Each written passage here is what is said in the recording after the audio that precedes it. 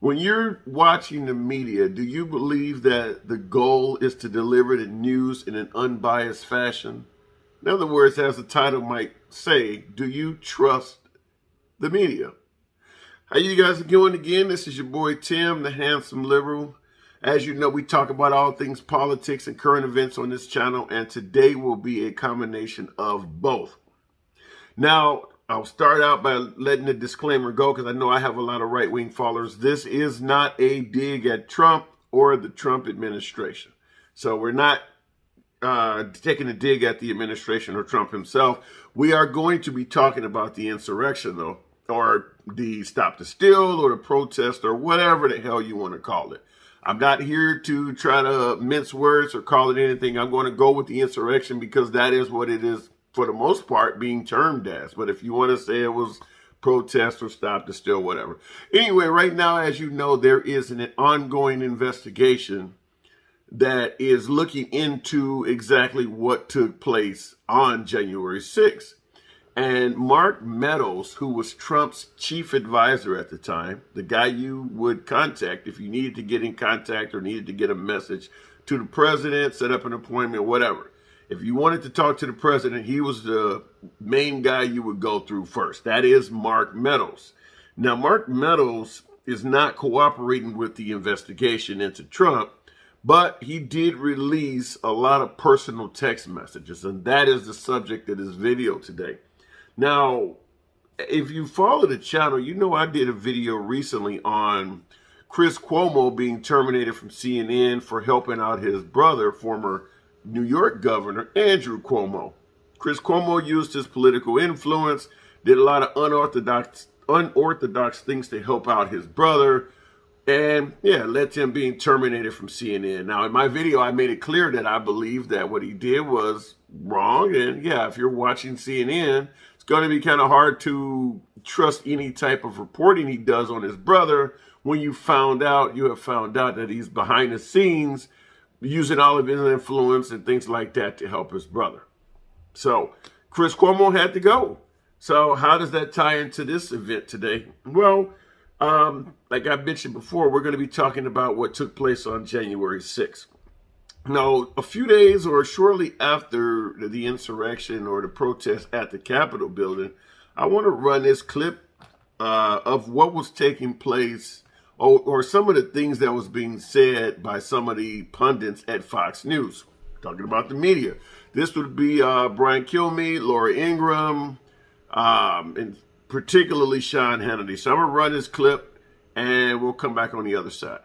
No Trump supporters that have ever demonstrated violence that I know of in a big situation. People who acted violently today, they don't represent the millions of law-abiding, hard-working, tax-paying citizens, responsible American patriots that are worried about election integrity. I have never seen Trump rally attendees wearing helmets, black helmets, brown helmets, black backpacks, the uniforms that you saw in some of these crowd shots. Okay, now if you saw in the clip, now they're pretty much, for the most part, giving as much love to Trump supporters as they can, but at the same time, they're not celebrating what took place on January 6th.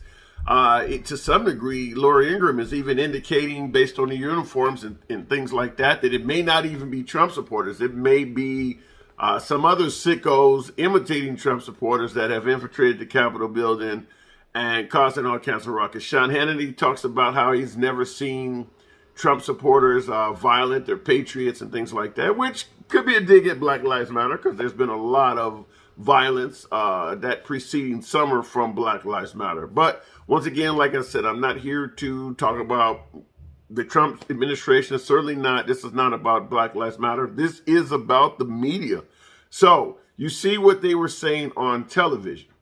Now, I want to show you another quick video. This is Liz Cheney, who is part of the investigation into the insurrection of what happened on January 6th, testifying before Congress.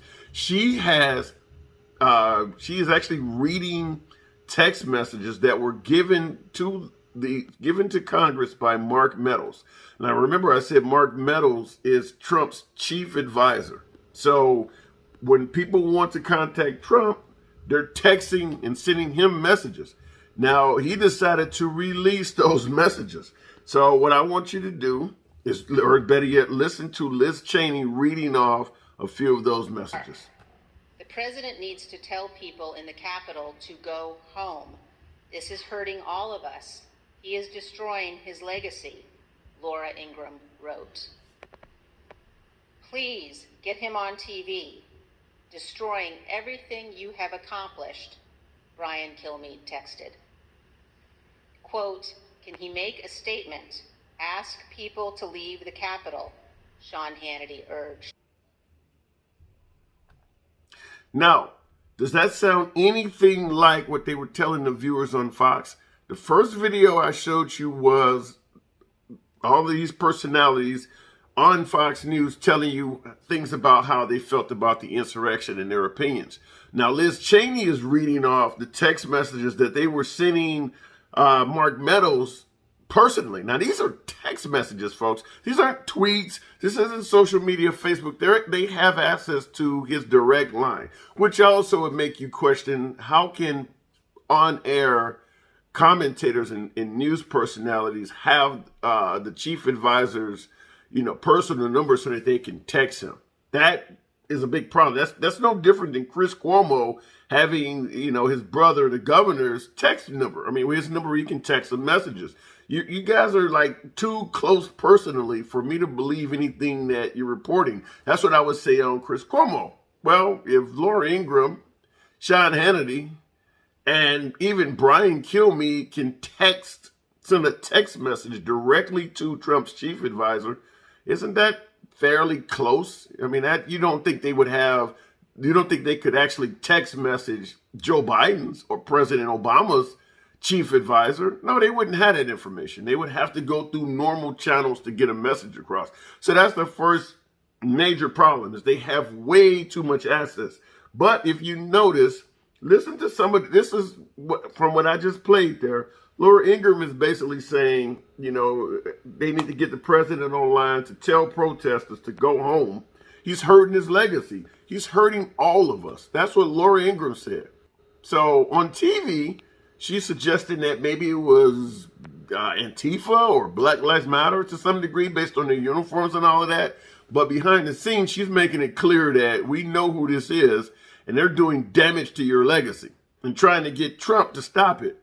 So, and nothing about Antifa or Black Lives Matter is coming out in her text messages. So what she's telling you on air is clearly 180 degrees different than what she was texting the chief advisor, Mark Meadows. Same thing came out with the other two guys. I mean, you got one guy saying, get him on TV. He's destroying everything he's accomplished. That's what Brian Kilmeade was saying. Get him on TV. He is destroying everything he accomplished. Now, that's Brian Kilmeade making it clear that what's going on is horrible. Once again, nobody's blaming Black Lives Matter. Nobody's mentioning anything about Antifa. They realize who these people are and the damage that's being done. This is what was happening behind the scenes. And the same thing with Sean Hannity, where he's begging Mark Meadows, like, what did he say? Can he get on TV and make a statement? Ask the people to leave the Capitol building. So the first thing I go back to is, it's amazing that these individuals had that type of access to the president. I mean, other than just simply picking up the phone and calling him directly. Now, Sean Hannity's made it clear that he has Trump's personal phone number. And so did Chris Christie. He stated it before, too. But Chris Christie was not an on-air personality at the time. But they both made it clear that they were trying to call Trump on that day, and he was not answering the phone.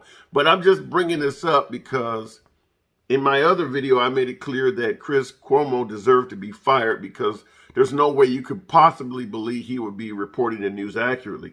Well, with these individuals having direct access to the president like that, how could you possibly believe they're reporting the news directly? And I mentioned in the other video, Sean Hannity's been actually at rallies, promoting Trump. So, like I asked in the beginning of the video, do you trust the media?